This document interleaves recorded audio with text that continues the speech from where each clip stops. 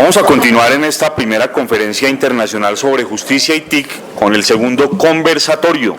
Mientras disponemos todo para eso, de parte de Certicámara van a recibir ustedes una encuesta como esta. Les vamos a pedir muy amablemente que por favor la diligencien y la hagan llegar al módulo de Certicámara que van a encontrar a las afueras del auditorio. Entre tanto, vamos con el segundo conversatorio e invito a que por favor pasen los doctores Cristian Hernández, gerente de Olos Chile, el doctor Rafael Gamboa, socio fundador de Data y TIC Consultores, y el doctor Fernando Jordan, decano de la Facultad de Negocios Internacionales de la Universidad Piloto de Colombia. ¿El cambio es posible? Historias de éxito TIC y justicia en América Latina.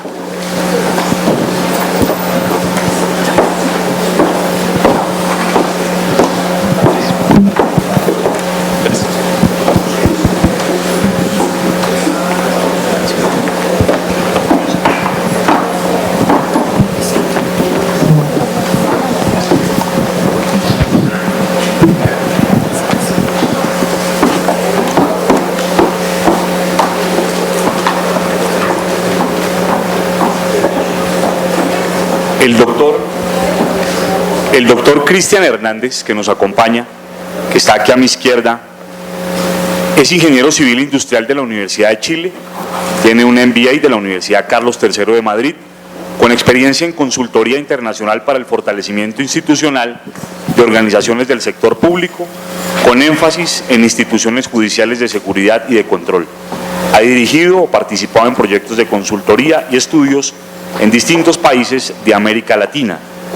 Aquí ha trabajado con instituciones del sector justicia y seguridad, del ámbito gubernamental e instituciones multilaterales. Frente a mí también se encuentra el doctor Rafael Gamboa. Él es abogado de la Pontificia Universidad Javeriana, litigante, profesor, con maestría en propiedad intelectual y en tecnología de la información y privacidad de John Marshall Law School en Chicago. Se ha desempeñado como profesor de posgrado en varias universidades nacionales e internacionales y es miembro de varios grupos de estudio en las universidades de los Andes y Javeriana y del Instituto Colombiano de Derecho Procesal. A mi izquierda me acompaña el doctor Fernando Jordan Flores. Es abogado de la Universidad de los Andes, tiene un PhD en Sociología Jurídica de la Universidad Externado, se desempeñó como secretario del Ministerio de Desarrollo Económico en el gobierno del presidente Belisario Betancur y fue el autor del software Justicia 21, que opera en todos los juzgados del país, además en República Dominicana y Guatemala. Actualmente el doctor Fernando Jordan es decano de la Facultad de Negocios Internacionales de la Universidad Piloto de Colombia. Vamos a abreviar en este conversatorio un poco el tiempo que estaba previsto para 1 hora, pero tengo indicaciones de que hablemos sobre 20 minutos, 30 minutos. Por eso ustedes van a querer oír a los expertos. Y como se trata de conversar y de plantear historias de éxito de TIC y justicia en América Latina, quiero conversar en primer lugar con el doctor Fernando Jordan, pidiéndole, doctor, que le explique al auditorio cuál ha sido esa experiencia de éxito que usted ha tenido. Usted me decía que usted es uno de esos top 3. Hay 3 gurús en el mundo de la informática jurídica y uno de esos es colombiano y es el doctor Fernando Jordan y ya nos va a explicar por qué. Muy querido por esa frase, pero realmente está lejana a la pretensión de quien habla. Déjeme decir 2 cositas antes. Primero quiero hacer una... ¿Cómo se prende? ¿Aló? ¿Me oyen? Ok. Primero quiero hacer una cosa muy afectiva de un reconocimiento a 3 personas, a David Varela por haber tenido ese paso que no empieza hoy, no es el seminario que organiza hoy en la Universidad Javeriana. David es una persona que me lo encontré a lo largo de mi vida, en los últimos 10 años, en muchos países, cuando yo estaba asesorando de alguna u otra manera a distintos países en la sistematización, informatización de los procesos judiciales, de los sistemas judiciales de muchos países. Nos encontrábamos porque David trabajaba en el Banco Mundial y tenía un área de responsabilidad en el área de la sistematización judicial. Mil gracias, David, por haberme invitado. Me sacaste del ostracismo a que me habían condenado en mi país. El segundo punto, quiero darle un reconocimiento a doña Ismenia de Múgica, la esposa de Juan Francisco Múgica, el gran magistrado de la Corte Dorada de Colombia. Y digo eso porque doña Ismenia de Múgica, cuando yo empecé a hacer los primeros pinitos de informática jurídica, dirigía la biblioteca y el archivo de la Corte Suprema de Justicia, donde estaba integrada inclusive la Sala Constitucional en ese tiempo. Hice el primer intento de sistematización de la jurisprudencia de la Corte Suprema de Justicia, apoyado por doña Ismenia, apoyado por, todavía vivía el profesor Juan Francisco Múgica, a quien tuve el honor de haber conocido, y compartido tesis sobre lógica jurídica. Pasamos a este mundo más contemporáneo, y yo sí quiero hacer aquí un homenaje a un tipo que debía estar sentado, que merecía estar sentado en este escenario, y Colombia entero le hubiera reconocido su trabajo, que era el profesor Ciro Angarita Barón, magistrado, ex magistrado de la Corte Constitucional de Colombia, mi profesor en la Universidad de los Andes, y quien tuvo el coraje de, cuando llegó de Bolonia, de poder intercambiar ideas con un estudiante que apenas aparecía, señor Jordan, hablar de computadores y meter el derecho en computadores cuando los computadores no eran sino mainframe, no existían los PCs, no existía nada de lo que ustedes conocen. En ese sentido, la frase generosa tuya es que 3 personas, el profesor Frondizi en Italia, un americano muy interesante que trabajó en las Fuerzas Armadas de los Estados Unidos, y un estudiante todavía sin graduarse de la Universidad de los Andes, coincidimos en el tiempo de empezar a hablar de cómo manejar la integración de la lógica jurídica con la lógica booleana, con la lógica digital, con la lógica de los sistemas, con la lógica de la teoría de la información, y hicimos nuestros primeros pinos.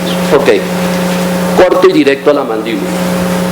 Yo no sé si los ejemplos que voy a mostrar son exitosos, porque depende que llame uno exitoso, pero les quiero decir 2 cosas que he aprendido en la ya vida que he trabajado, que es lo siguiente.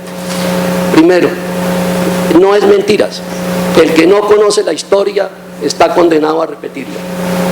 Segundo, el que no conoce, el que no sabe, no puede mandar. Es muy difícil que dé órdenes, es muy difícil que entienda qué es lo que están haciendo, porque hay lenguajes distintos, porque hay gramáticas distintas, y es una gramática gigantesca la distancia entre el abogado y el ingeniero informático.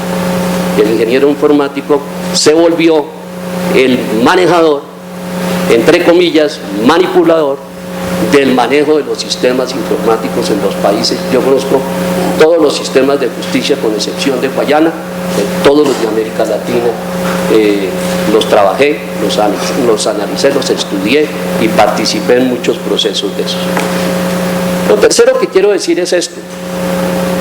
Con mucho agrado he estado en el seminario, pero me siento un poco desfasado por David, porque a los que he escuchado desde la sesión de la mañana y de hoy, yo no sé si vivimos en la misma época, que me parece que el discurso se está haciendo como si todavía viviéramos en la sociedad del año 2000, como si todavía estuviéramos trabajando los sistemas de información en el Estado-Nación, como si todavía estuviéramos trabajando con la lógica de Newton, con la lógica determinista, cuando todavía estamos trabajando y los ingenieros creen que la distancia más corta entre 2 puntos es la línea recta, cuando la gente no sabe explicar por qué la multiplicación de todo número por 0 da 0, si el 0 es distinto al conjunto vacío. Entonces, yo no sé si estamos trabajando en las mismas épocas, porque el problema está en que los problemas de la sociedad global tienen otro problema, tienen otras dimensiones, tienen otras características. Lo que pasa es que arrastramos problemas que no fuimos capaces de solucionar cuando tocaba solucionarlos. Y estamos en desfase tratando de hacer lo que en el pasado no fuimos capaces de hacer. Entonces, exitosos. Creo que vale la pena decir que exitosos. Nosotros diseñamos Justicia 21. Justicia 21, no, tengo que hacer otra salvedad. El primer sistema que se montó en Colombia, automatizado de información, lo montamos para la Corte Suprema, para la Corte Constitucional de Colombia, en el año de 1992-93, cuando fue elegido la primera Corte. ¿Y por qué? Porque el maestro mío, Silvio Angarita, llegó a magistrado. Y me dijo: Jordan, venga, muestra a ver si esto funciona. Usted que ha hablado tanto tiempo de esto, venga a ver si esto funciona. Y montamos el sistema en la Corte Constitucional de Colombia. Y lo que decían los magistrados, yo no lo digo por Narciso, porque yo soy la expresión de un grupo de trabajo. Yo no creo en los genios, es un grupo de trabajo. La Corte Constitucional de Colombia se hubiera ahogado completamente si no hubiera tenido un sistema para poder manejar secretaría por el volumen de tutelas que le llegó a la Corte Constitucional. Ellos no se imaginaron en su vida lo que iba a padecer con ese aluvión que llegó a la Corte Constitucional, y lo pudimos manejar en secretaría. El sistema todavía funciona en la Corte Constitucional. Luego hicimos Justicia 21, 1996. Lo diseñamos y lo pusimos a andar en Colombia. Tengo múltiples informes del Consejo Superior de la Judicatura que varían de uno a otro, pero tengo el que muestra que prácticamente el 90 y pico % de los juzgados de todas las jurisdicciones y en todas las competencias estaban operando con Justicia 21. Eso para mí fue muy grato, pero les quiero decir esto. Desde el año 96 hasta hoy, el sistema de Justicia 21 nunca ha funcionado más allá del 40% de las capacidades que tiene el sistema. Nunca. No ha pasado el 40%. Y creo que no hay ningún magistrado, tal vez con excepción de Bernardo Morales Casas, tal vez con excepción de Bernardo, que no tiene ni idea cómo funciona el sistema. Y eso ha generado un atraso significativo de no haber tenido la capacidad de hacer análisis de lo que hoy se llama analítica, de analizar qué era lo que pasaba con el manejo de las actuaciones. Solamente quiero hacer una anotación. En el año 1996 a mí me tocó sustentar, no digo en sala plena porque no fue formal, a mí me tocó hacer una presentación ante la plenaria de la Corte Suprema de Justicia de Colombia. Y a mí me tocó explicarle dos cosas a ustedes, colegas. Les voy a decir lo que le dije a los magistrados. Los magistrados tenían que entender que dentro de un análisis de la teoría general del proceso, todos los procedimientos de Colombia, el derecho civil, el contencioso, el penal, el laboral, etcétera, manejaban la misma lógica. El sistema era uno solo, que lo que cambiaban era tiempos, movimientos y actuaciones, pero era un solo sistema. No quiero profundizar más ahí, les quiero decir que finalmente en Occidente el único sistema que arrancó funcionando con una estructura de los datos abierto que funciona, todavía funciona. Por eso es que está funcionando con el Código Procesal 9.1. Es que la lógica permitía parametrizar todos los derechos en un solo sistema. Esto es una cosa fundamental. Muy bien, luego viajamos y salimos, porque aquí la cosa no fue fácil. Año 98, usted sabe, se quebraron más de 2 millones de colombianos, había problemas complicados. Salimos a las licitaciones internacionales y competimos y nos ganamos República Dominicana. República Dominicana ganamos, hicimos toda la parte en la jurisdicción, digamos, ya tiene diferenciado Procuraduría General y toda la parte de la Corte Suprema de Justicia, pero allá todavía le falta madurar al sistema de justicia. Pero la realidad es que hoy la Procuraduría General, o sea que es prácticamente la Fiscalía de Colombia, maneja todo el país con el sistema de Justicia 21, con una diferencia que ya corría desde el año 2000 en internet, en la web, y el sistema que instalamos se llamaba Justicia 21 Web. Ok. Luego nos ganamos otra licitación internacional, que David también revisó allá. Estuvimos en Guatemala, un proceso complejo, una cosa compleja, con magistrados de extracción indígena, con una nueva forma de ver el mundo muy interesante, y el sistema funciona en todo Guatemala. Esas son tres realidades concretas. Cuarta realidad concreta: quedaron los sistemas montados en Internet. ¿Por qué el del 96 no tenía Internet? Muy fácil, porque Tim Berners-Lee y Vincent Cerf todavía no habían llegado. Entonces todavía no estaba disponible Internet. Trabajamos con BitNet. Pero cuando llega a Colombia Internet, entonces la justicia no sabe cómo manejar eso. Y yo vengo a Colombia, me parece mentira esto, y le digo: vengo a donarle a Colombia, no quiero un peso, vengo a donarle el sistema que hemos desarrollado y que construimos en estos países, que es la misma lógica central del colombiano y funciona en Internet. Me dijeron: no, señor Jordan, no lo podemos recibir porque no le podemos recibir donaciones. O sea, aquí ni rajan ni prestan el hacha. Entonces no había forma. Ok, eso creo que es exitoso. Pero hay cosas que ustedes tienen que saber. En el año 1974 el presidente López me invitó a que me pusiera al frente de un proyecto de sistematización de la legislación. Tuve inclusive charlas con Tito Livio Caldas y con toda la gente de Legis. Montamos el proyecto Circo, sistematización de la legislación de colombiana, bajo el principio de democratizar el acceso a la información, por el principio de eso, de que la ignorancia de la ley no es disculpa para nadie. O sea, había que por lo menos que la gente la conociera. Esto fue frustrado, ese se murió. El de los proyectos del Congreso se murió. El testimonio que dio la Facultad de Derecho de los Andes. Produjimos todos los antecedentes de los proyectos de ley en Colombia en el año 1970. El presidente de la Cámara, que llegó después, cogió esos papeles de computador y los cogió para envolver lápices y cosas en proveeduría. No entendía qué era eso. Ok, entonces, exitosos esos que he tenido. ¿Por qué no más desarrollos? ¿Y por qué me hice a un lado? Por corrupción. Corrupción en la justicia. Inmensa corrupción. Conozco todos los países. En un país me cobraban $10.000 en efectivo para tener la charla con el ministro de Justicia. Le dije: no me interesa, me regreso a mi país, porque si eso es así de arrancada, ¿cómo será desarrollando los sistemas? Conozco las miles formas de hacerle trampa al sistema de reparto, y en Colombia nunca nos dejaron montar el sistema de reparto pegado al sistema. Lo abrieron. Yo no tengo nada que ver con el sistema de reparto que se diseñó en Colombia, con el que salieron acusaciones, el doctor sabe que fueron así, de manipulaciones y manejos que hubo con el reparto.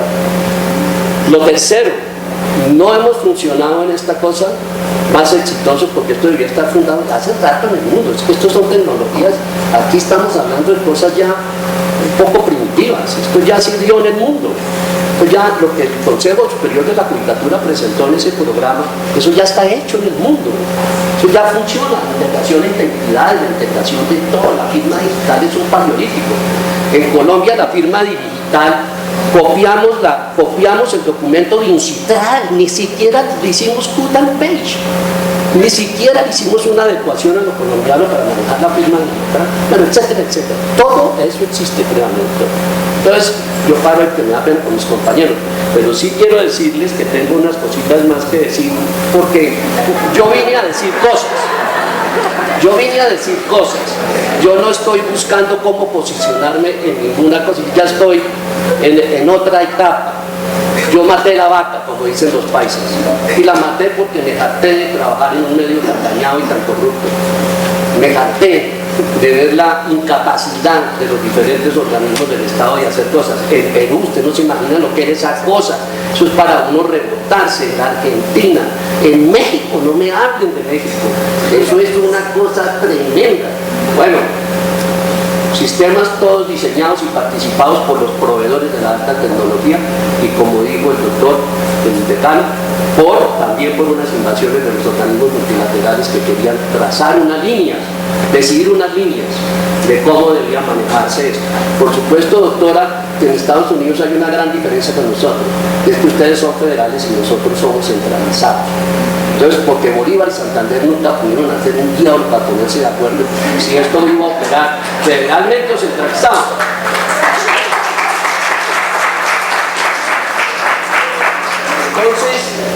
Yo voy a terminar de una vez, disculpen, el problema fundamental es que identifico, primero, la formación del abogado. Es inaudito, colegas, lo que hacen con nosotros cuando estudiamos Derecho. Yo estudié Derecho en la Universidad de Los Andes. Y cuando hice ya la etapa del doctorado, menos mal que me tocó hacer eso que llaman el conocimiento de lo que el estado del arte, para llegar a entender yo el nivel de ignorancia donde estaba. Para ver todo lo que no me habían enseñado, para decirme cosas absurdas, como decirme que el principio fundamental de que quería mis actuaciones era por la buena fe, imagínense, y yo salí el primer día ahí optimista a un juzgado.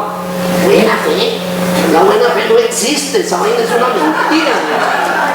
Eso es una, más me deberían haber enseñado a trabajar al contrario, diciendo que todo el mundo sale a actuar con mala fe y que usted tiene que llevar a ver cómo actúe en buena fe. Pero entonces la formación del abogado es terrible. Pero lo del doctor lo dijo. Reformas al Código Procesal. Abogados, no tienen ni idea de trabajar tiempo, ni movimiento, ni teoría general del proceso. No saben de eso. No saben. Y la cosa más complicada que hay en esa cosa es que los abogados terminan cambiando tiempos y nuevas actuaciones. Quitan actuaciones, ponen otras actuaciones, le quitan 3 días y dicen que mejor tal cosa a veces en 2 días. Es una locura eso. ¿Dónde aparecen las fallas de todo lo procesal? Cuando usted hace software, porque el software es el mundo de los detalles y la lógica no empata, no funciona la lógica. ¿Y sabe qué es la realidad? La lógica que los abogados no pueden poner en los códigos procesales la crea en la práctica el secretario del despacho. La crea.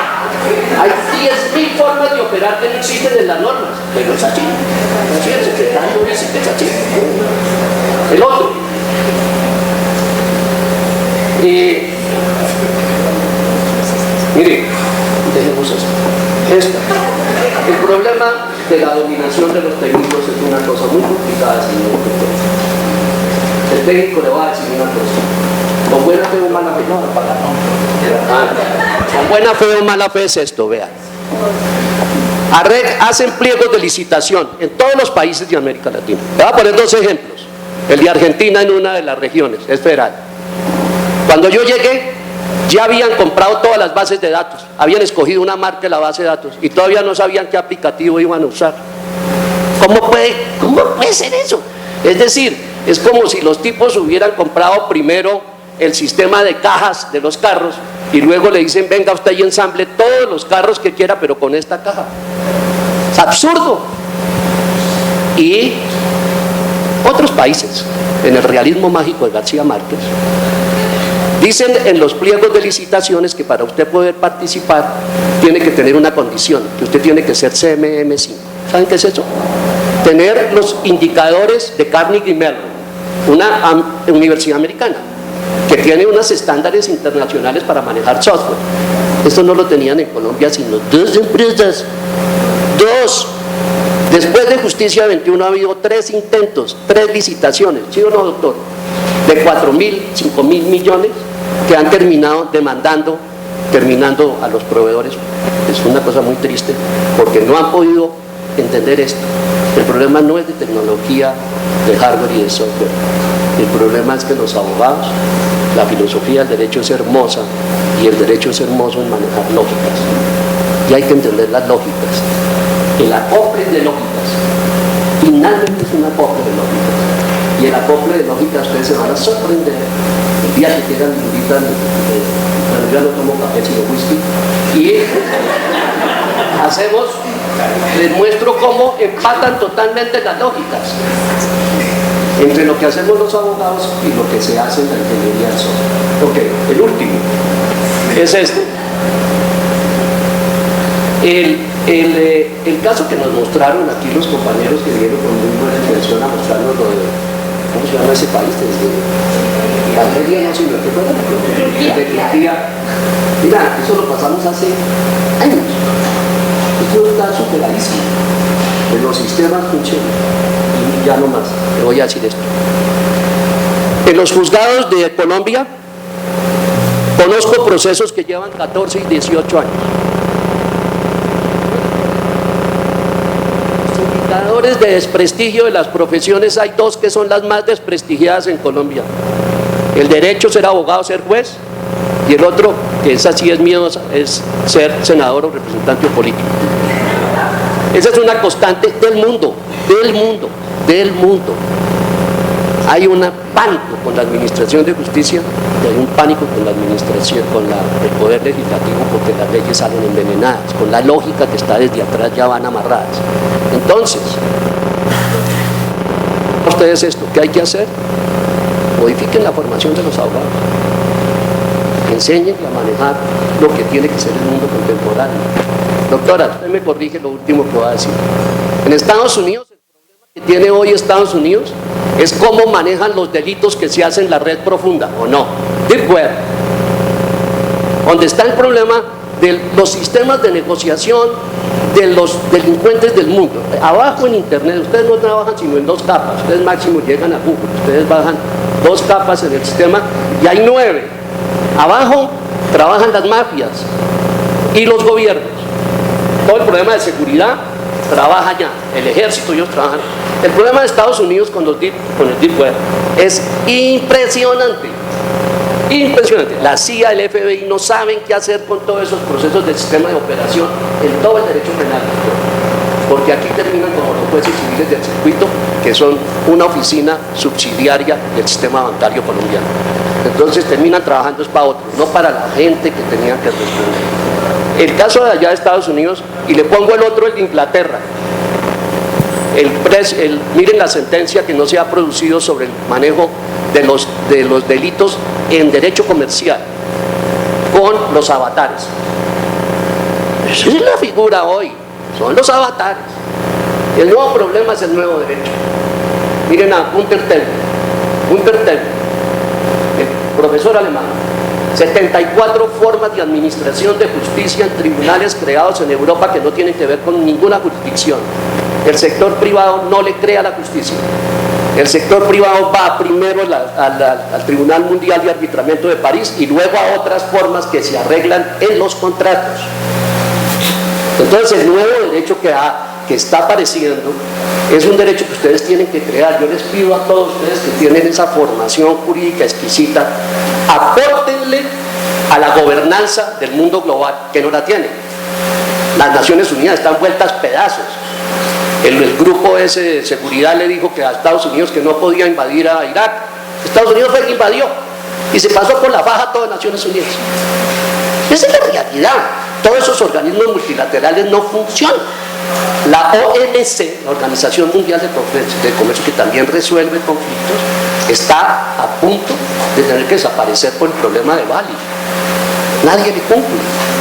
Entonces, termino diciéndoles esto. Un mundo mejor es posible. Una integración de tecnologías con la justicia es posible, pero tenemos que recuperar la credibilidad y la confianza en un sistema que está infectado. Está absolutamente infectado.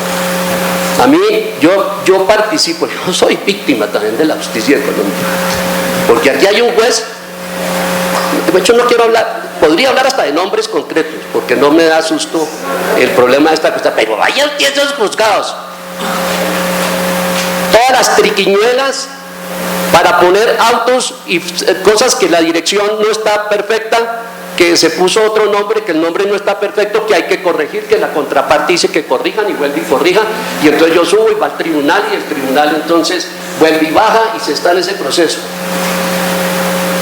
Llevo 10 años, el proceso lleva 14, hace 5 años fallaron a mi favor para que me entreguen unos recursos. Llevo 5 años tratando de tenerlos y no ha sido posible. Yo sigo insistiendo desde Toche, porque yo sé que cuando me entregue la plata que era por devaluación y por eso ya no es nada, pero no importa. El sistema de nosotros, doctor, que fue presidente del Consejo también, el Consejo Superior de la Judicatura, usted tenía actuaciones. Usted puede decir en una actuación, ¿cuándo entró tal proceso a despacho? ¿Por qué no miran eso? Y hacen la estadística, que entró al despacho. Y fue que el juez se voló porque lleva 2 años en despacho y no sale. Yo conozco jueces que me dicen, no, es que lo dejamos en la puerta para que no entre. Entonces para yo no he entrado, pero está ahí. Pero entra y lo dejan al despacho. ¿Cómo le parece eso? ¿Dónde está la secretaría de la letra? Usted no sabe lo terrible que es toda esa cosa. Yo no tengo ya sino experiencia para compartir y lo quiero hacer. Yo ya no estoy en el negocio de hacer esto. Esto hay que apropiarlo distinto. Y termino con esto, doctor, a su problema del tiempo.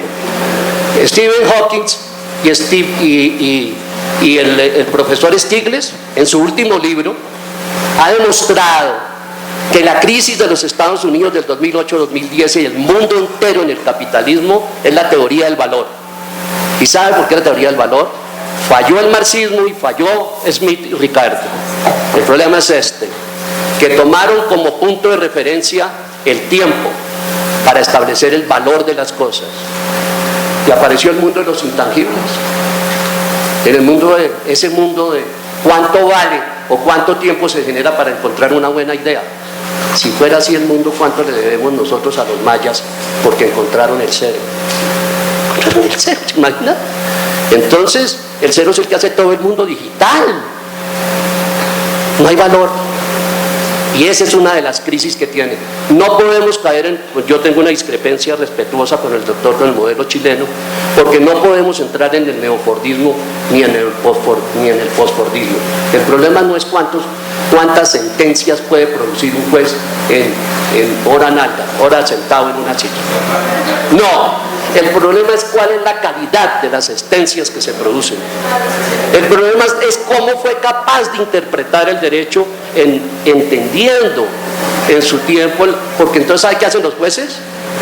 Pues demoran todos los procesos y llega el tipo que revisa y dice, es que ¿cómo quiere que yo cumpla? Mire, es lleno de procesos, ¿sí? Porque no salen. No es que entre las estadísticas, no es que entre más de lo que está dentro.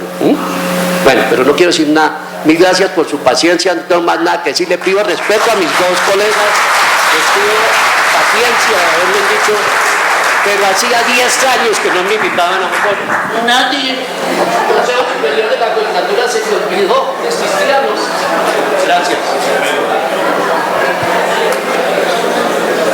El ingeniero Cristian Hernández nos va a compartir una historia de éxito, justicia y TICS, el modelo de gestión, doctor Cristian, en las Cortes de Apelación de Chile. Bien, buenas tardes. Primero que nada, muchas gracias a los organizadores de este evento por estar acá y por poder escuchar y compartir y debatir ideas en esto.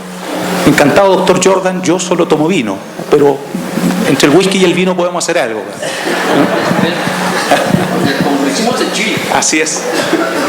Bueno, a ver, yo quisiera un poco cambiar, si me permites, Claro que sí. a partir de lo que he escuchado y de algunas reflexiones que han ido saliendo a partir de lo que hemos estado escuchando durante la mañana. Y la pregunta que me hacía, bueno, y las tecnologías, casos exitosos de tecnología, ¿cuándo es exitoso la tecnología, el uso de la tecnología? Pero yo más bien quisiera ir un poco antes de eso, porque yo concuerdo con Fernando de que a estas alturas del partido ya hay cosas que están archirresueltas y que más bien es un tema de que hoy día no queda mucho para que todos los tribunales tengan firma electrónica avanzada, carpeta digital, audiencias por videoconferencia o cosas de esa naturaleza. Yo creo que hoy día están las herramientas, las tecnologías y es perfectamente posible hacer eso. Pero yo quiero ir un paso antes. Y para esto quisiera hacer una analogía deportiva. Y no voy a hablar de fútbol, aunque podría ahora que somos campeones de América. Quiero hablar del tenis. ¿En qué sentido del tenis? Porque hoy día en la mañana se hablaba de que para poder, ¿cierto? Necesitábamos primero que nada normas, ¿sí? Necesitábamos procesos, necesitábamos herramientas. Yo hago la siguiente analogía. Jugar bien al tenis, por una parte, tiene que ver con saberse las reglas. Pero nadie juega bien al tenis sabiéndose las reglas del tenis, ¿cierto? Hay que saber jugar. Y saber jugar significa tener buena técnica, manejar los golpes del tenis. Si uno hace la analogía en esto es tener buenos procesos de trabajo, tener buena técnica. Y claramente no es lo mismo ver jugar a Federer que algún jugador que esté en el lugar 200 del ranking. Y yo pondría, si me permiten la analogía, y finalmente la raqueta, el racket, es una herramienta, es una forma que yo tengo de mostrar aquello que yo sé. Y para esto les quiero contar un cuento para ejemplificar lo que estoy manifestando. Y este es un ejemplo que a mí me tocó vivir en los primeros trabajos que tuve que hacer como ingeniero industrial, que esa es mi profesión de origen. Estábamos investigando empresas chilenas innovadoras. Estoy hablando por ahí por el 90-91, hace bastante tiempo. Y estábamos, me acuerdo, investigando una empresa que fabricaba tenis, zapatillas, zapatos deportivos, cuando todavía existían ese tipo de cosas. Hoy día todo se hace en China. Pero en ese tiempo esta industria, esta fábrica era bastante exitosa. Fabricaba zapatillas para niños, con luces, con olores, con colores, una cosa bastante innovadora y que le iba bastante bien. Entonces fuimos a ver qué es lo que pasaba. Cómo es que esta gente le iba tan bien, era capaz de producir tantos modelos distintos para esa época. Y hablamos con el dueño y nos dijo, mira, lo que pasa es que yo tengo a mi jefe de fábrica, tengo a un doctorado en Harvard. Entonces yo que me imaginé un tipo muy sesudo, me imaginé que tenía muchos computadores, tenía un sistema de control industrial maravilloso. Eso es lo que yo me imaginé saliendo de la universidad. Bueno, vamos a conocer a don Luis González, así se llamaba, que es como que se llame Jairo Restrepo en Medellín, una cosa así. Y fuimos a ver a don Lucho. Y don Lucho era un señor flaquito, con una cotona, con ropa de trabajo, que estaba sentado al final de un tremendo galpón, con muchas líneas productivas. Y yo miraba para todas partes y no veía ningún computador. Decía, ¿y dónde está el control industrial acá? Y miraba y no veía absolutamente nada. Entonces, vamos y le preguntamos a don Lucho, oiga, ¿y usted cómo maneja todo esto? Había cientos de personas trabajando, muchas líneas productivas produciendo zapatillas. Y don Lucho, ¿cuál es su sistema de control industrial? ¿Cuál es su sistema de información? ¿Cuál es el diseño lógico que tuvo para poder llegar a que esto funcione tan bien? Y de repente don Lucho, esto. ¿Y qué es eso? No, lo que pasa es que tengo en algunos puntos estratégicos de la línea de producción, las personas cuando hacen algo van poniendo palitos. Y hay una gente que recoge esos palitos y cada 10 minutos me trae esos palitos. Entonces yo soy capaz de cambiar la línea de producción cada 10 minutos, que en una fábrica de esa naturaleza era impresionante en esa época. ¿Y cómo usted estudió control industrial en Harvard, don Lucho? No, yo trabajé 30 años en Bata, que es el principal productor mundial de calzado. Entonces, don Lucho era capaz de manejar con un papelito, sin ningún computador, toda una inmensa fábrica. ¿Qué es lo que tenía don Lucho?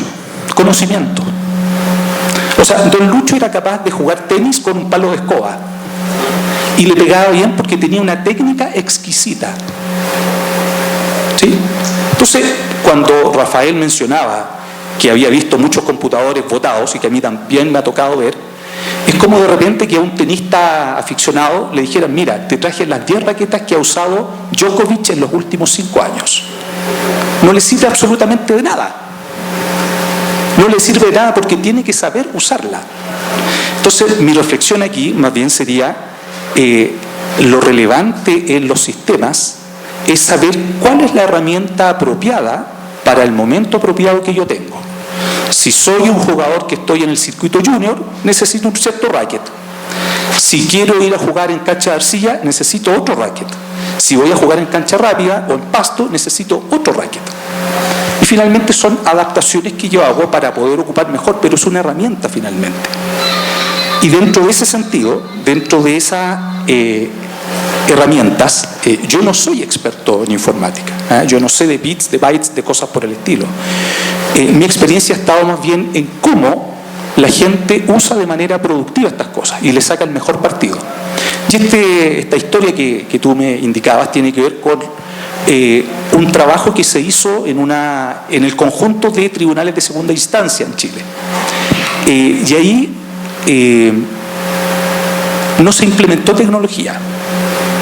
se ocupó el mismo sistema informático que estaba hace 10 años, porque como lo decía Fernando, la gente no ocupaba o lo ocupaba mal.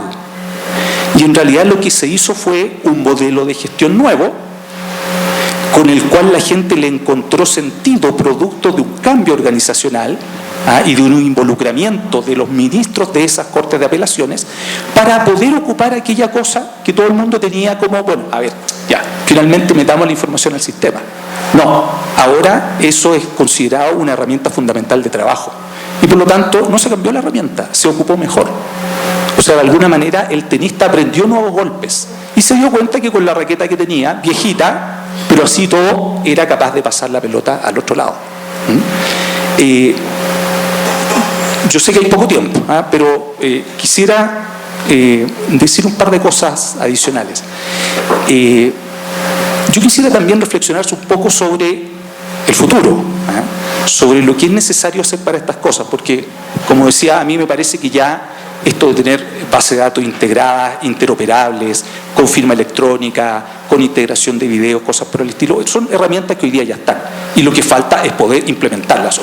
Eso hoy día, llamémoslo así, es como el estadio 1 del desarrollo, del avance. Pero la pregunta, o más bien el desafío, es que en general las organizaciones siempre tienen que estar no solamente pensando en cómo resolver los problemas de eficiencia, de productividad aquí y ahora, con las herramientas que hoy día hay disponibles. También tiene que estar pensando simultáneamente en dos ámbitos más. Uno de esos ámbitos tiene que ver en, y lo tocaron en la mañana, cómo yo mejoro de aquí a un plazo razonable, 1 o 2 años, hasta 3 años.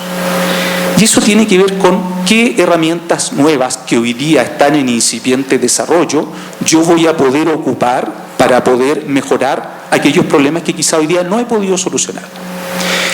Y yo en particular lo quiero llevar a un ámbito que a mí es un tema que me apasiona, y me apasiona porque lo veo, tengo 2 hijos, uno de 14, otra de 10 años, y estoy afortunadamente involucrado en su proceso de aprendizaje. Entonces yo veo cómo los niños van aprendiendo cada día. Y la pregunta es, ¿y cómo aprendemos los adultos? Una persona que lleva 20 años trabajando en un tribunal, en una fiscalía, en una defensoría, ¿cómo es que aprende? Y esa pregunta para mí es un desafío fundamental. Entonces, ¿Y cómo logra desaprender lo que durante una tradición? Por supuesto. Por ejemplo, en el tema del Código General del Proceso, que se está implementando en Colombia, hay jueces que llevan 20 años en el sistema escritural y ahora tienen que desaprenderlo para poder aprender las nuevas reglas, pero además adecuarse a las nuevas tecnologías de la información y la comunicación en la aplicación de justicia. Entonces, ¿cómo aprende la gente? Pero qué difícil es desaprender también. Totalmente, y en eso hay obviamente la capacitación, el entrenamiento, las charlas como estas tienen un espacio que es fundamental. Pero ¿cómo las tecnologías nos pueden ayudar a nosotros, adultos, a que aprendamos cosas nuevas y a que desaprendamos cosas que ya no nos sirven? Yo veo que aquí hay al menos 2 cosas que se pueden empezar a ver aquí y ahora. Una tiene que ver con la innovación.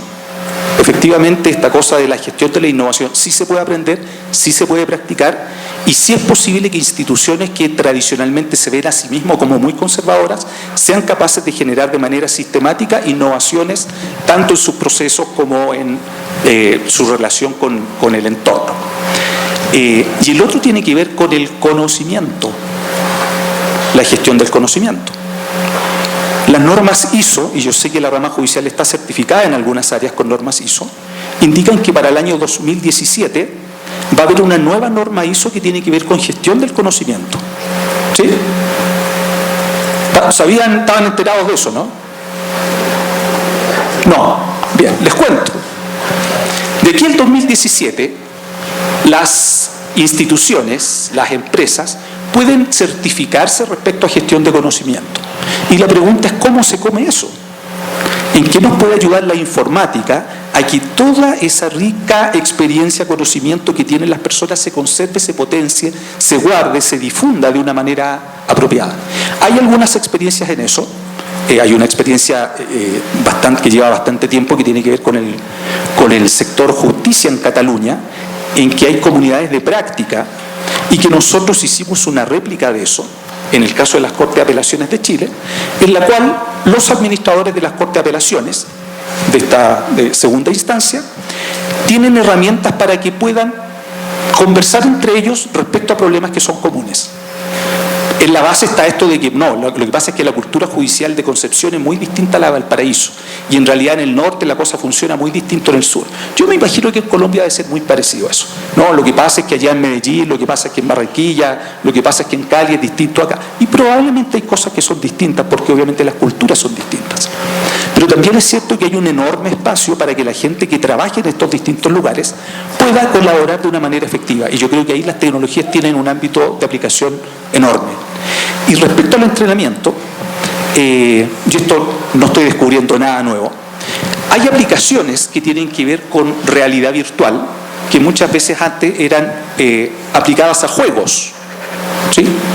Pero la realidad virtual hoy día, cosa que hace 10 años atrás era carísima, hoy día es posible realizar desarrollos para entrenar personas, adultos, para que tengan un mucho mejor nivel de aprendizaje que el que puede tener, por ejemplo, una charla como esta.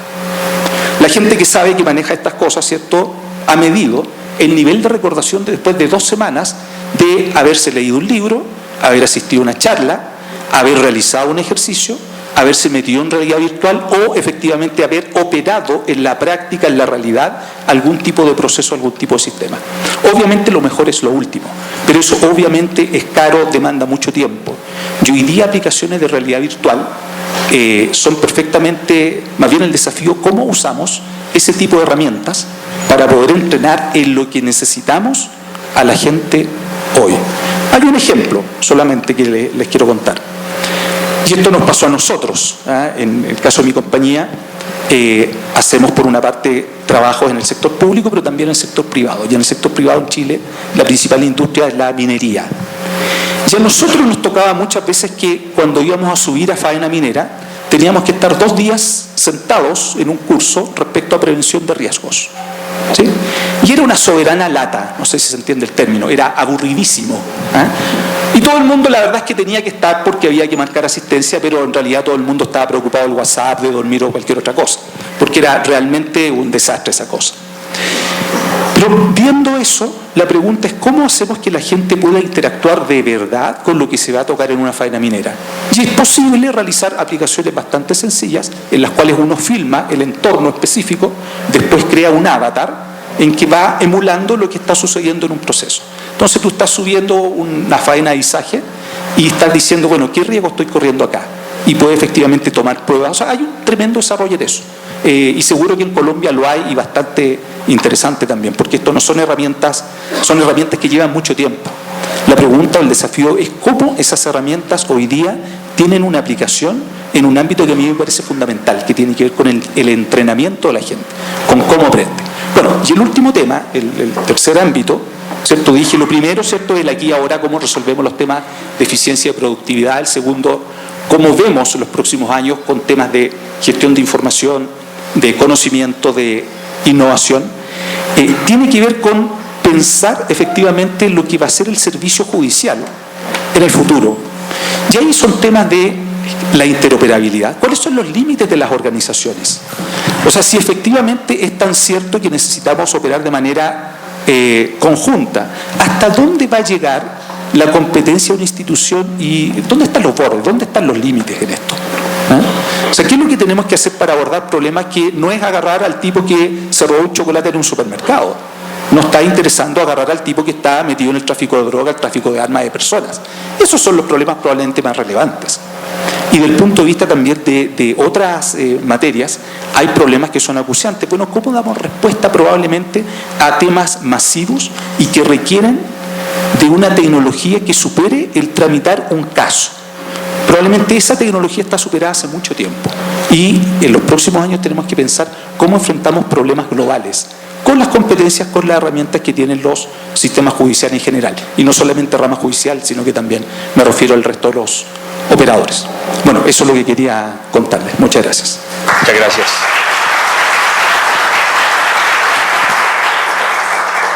Doctor Rafael Gamboa, si no hay cultura, no hay que implementar la tecnología.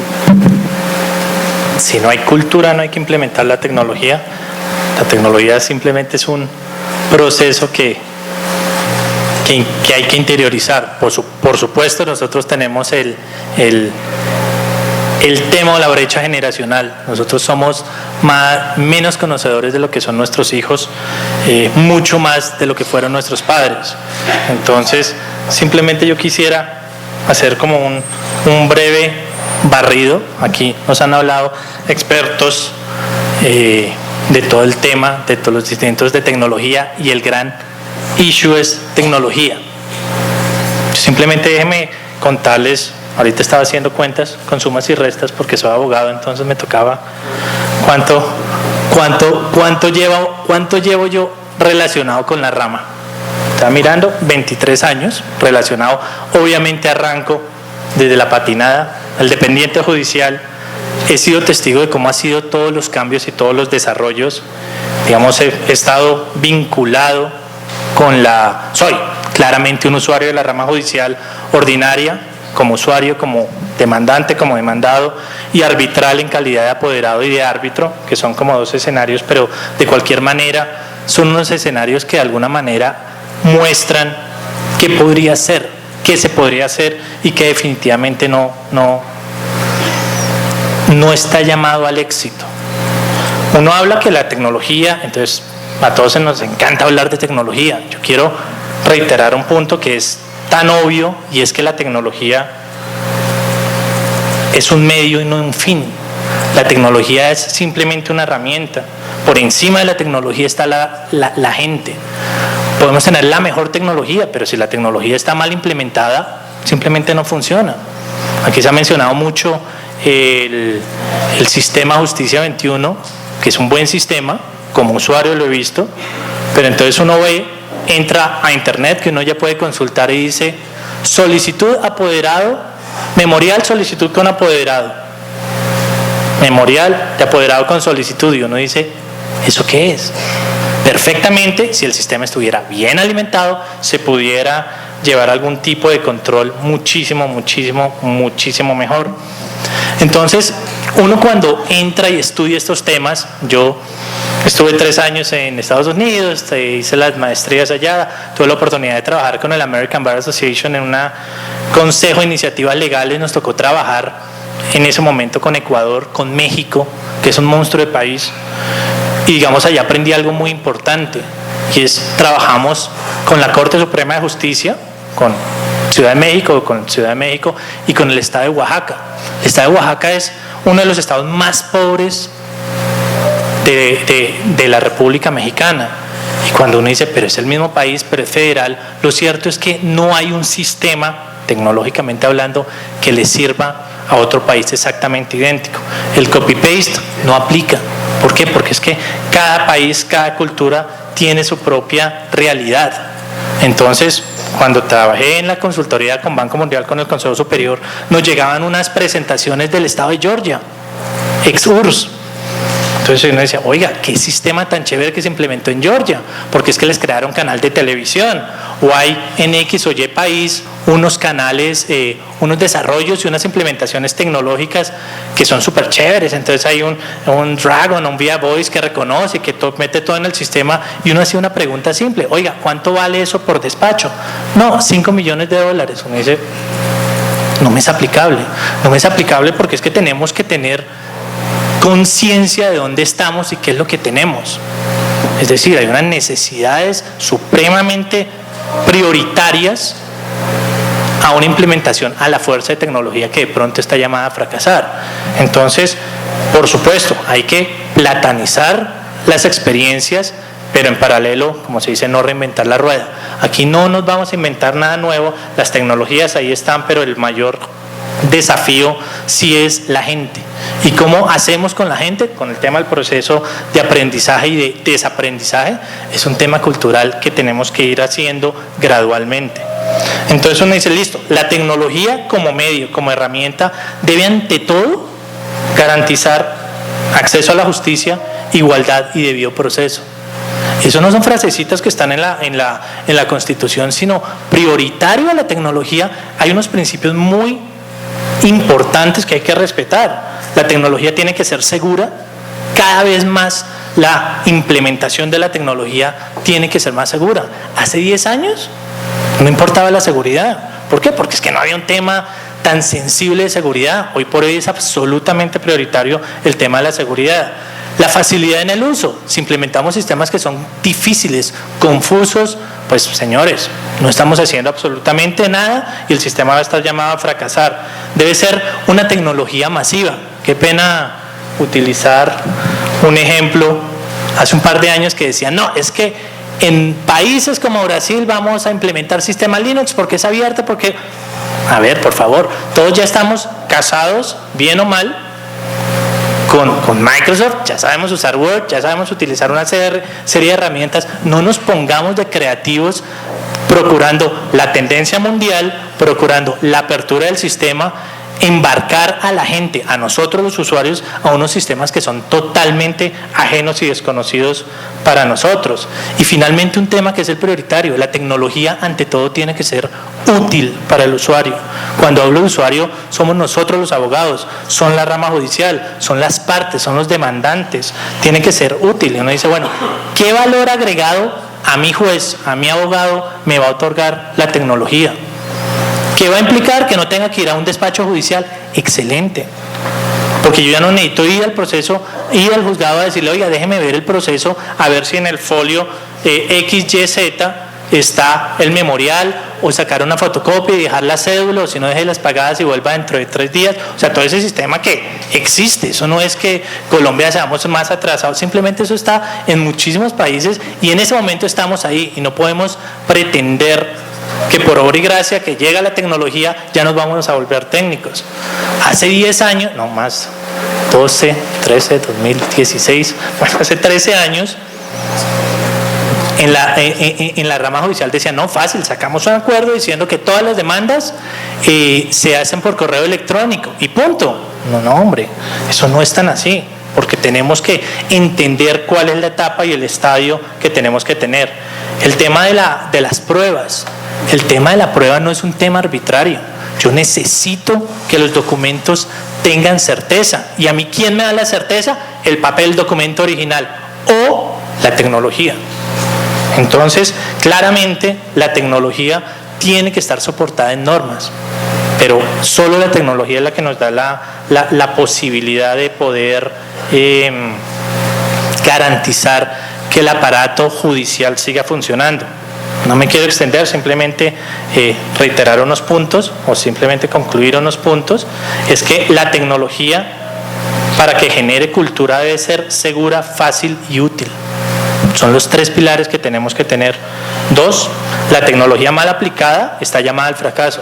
Si implementamos tecnologías complicadas, complejas, costosas, etcétera, está llamada al fracaso. Y finalmente, algo que nos decían a los abogados en las universidades, en la universidad, en la Facultad de Derecho: el derecho sigue a los hechos y los hechos son tecnológicos. Y cuando miramos qué es la tecnología es la nube, la tecnología es protección de datos, la tecnología son sistemas de protección de archivos, los cuales hace 5 o 10 años no existían. Hoy ya tenemos situaciones que existen y que hay que protegerlas. Entonces, partiendo y concluyendo que los hechos son tecnológicos, simplemente la tecnología no es una opción, la tecnología es una necesidad. Gracias a nuestros invitados en este conversatorio.